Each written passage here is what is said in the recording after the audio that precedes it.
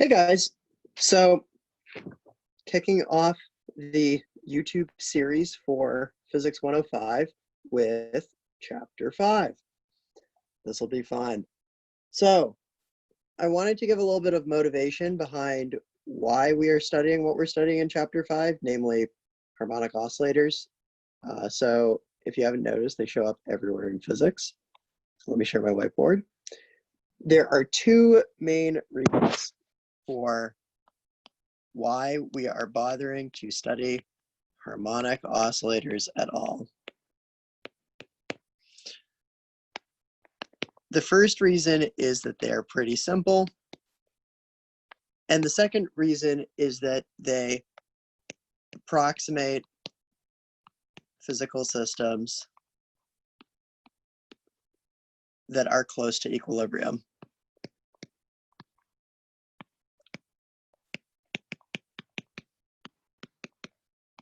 So the first reason is great motivation for toy examples. The second is great motivation for, well, there are many times that you would want to study a system that's near equilibrium.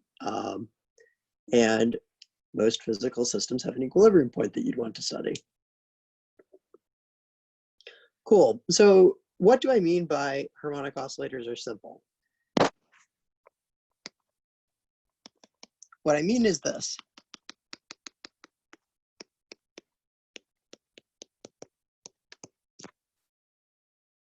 The equations of motion for a physical system are given by F is equal to ma. And in our class, A is going to be denoted by x double dot, where the dots are time derivatives. So two time derivatives on your spatial coordinate as a function of time. That gives acceleration as a function of time.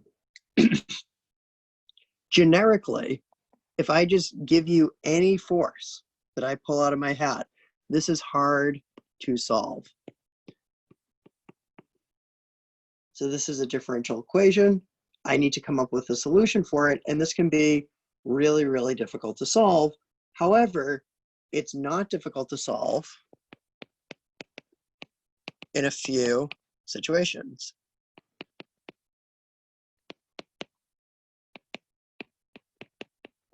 If. So an example of when it's not difficult to solve is if it's linear.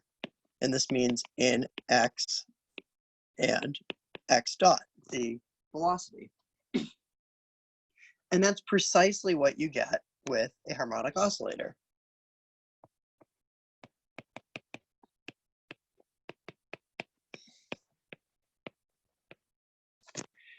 With a harmonic oscillator, the force that you're considering is negative kx.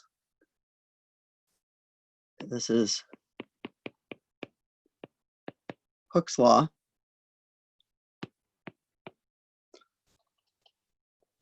And this is precisely the simple system where you can solve the differential equation. And it's a great toy example of how physics works.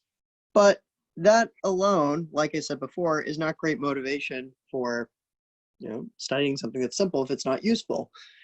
And it turns out that harmonic oscillators are incredibly useful because they approximate any physical system that's near equilibrium.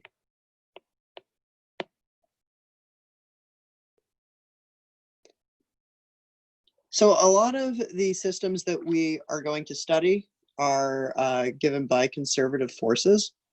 A conservative force can be described by a potential.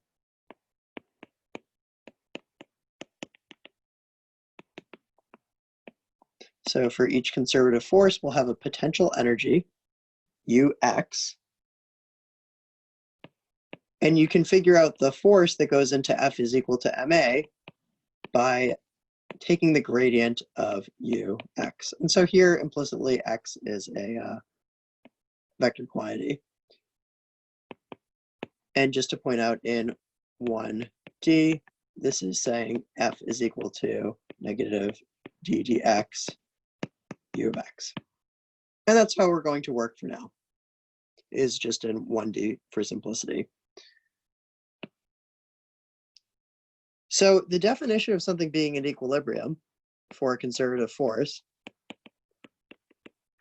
is that the potential's derivative with respect to x, and that's what the prime denotes, is equal to 0.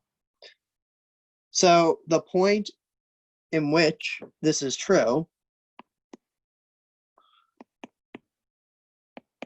so x is equal to x naught, is when this expression is true.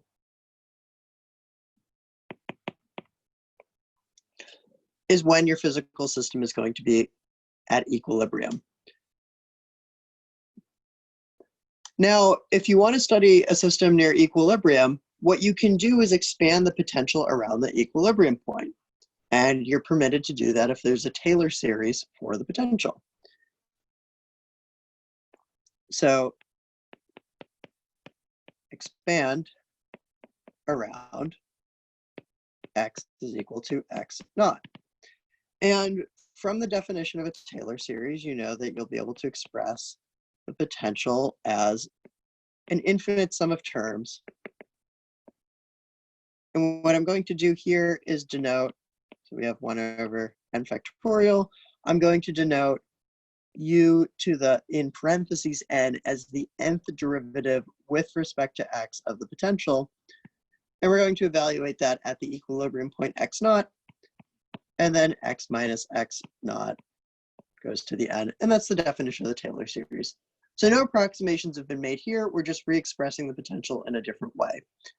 Now, if we want to take advantage of the fact that we are studying a system just by fiat that is close to equilibrium, what that means is that this term is going to be small,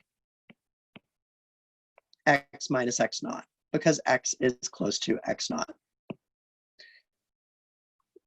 And what that means is that the terms in that series are going to get smaller and smaller and smaller as you keep going on in the series generically. There may be a special point x where the higher order terms, namely the ones with fewer derivatives on the potential, are slightly smaller than some of the later terms, but generically, it's the case that the terms are going to get smaller and smaller and smaller in their contribution to u of x.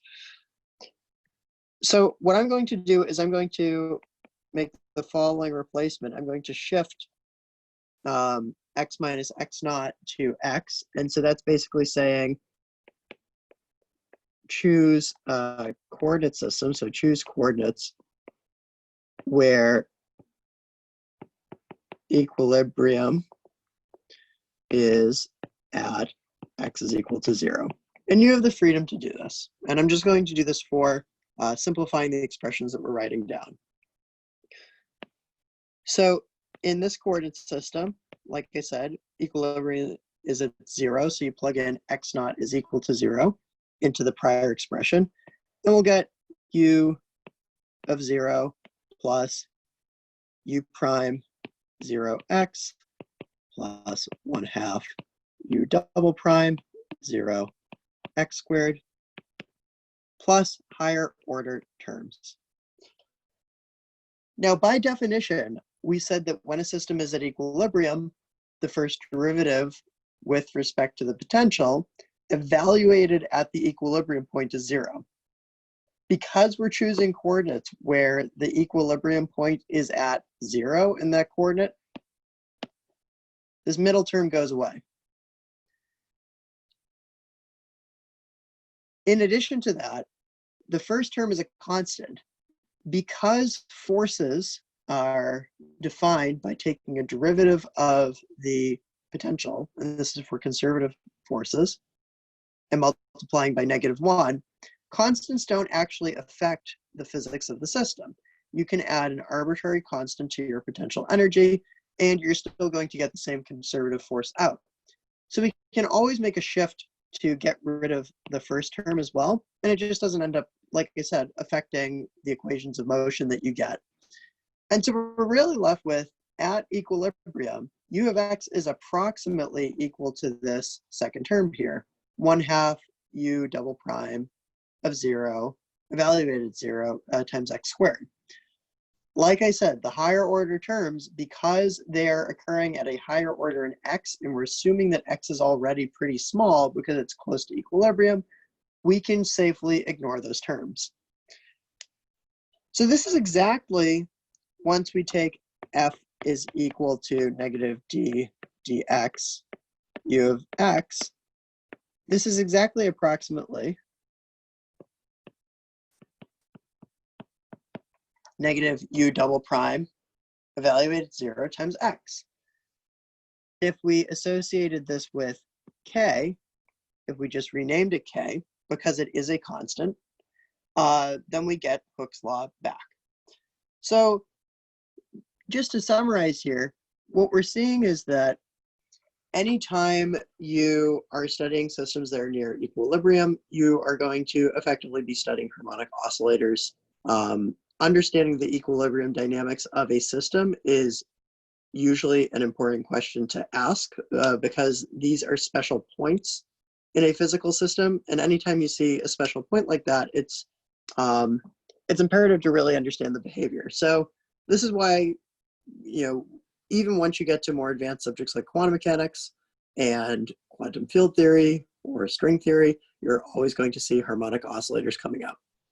Cool. So in the next lecture, what I'm going to do is I'm going to go through some problems related to harmonic oscillators. So hope to see you then.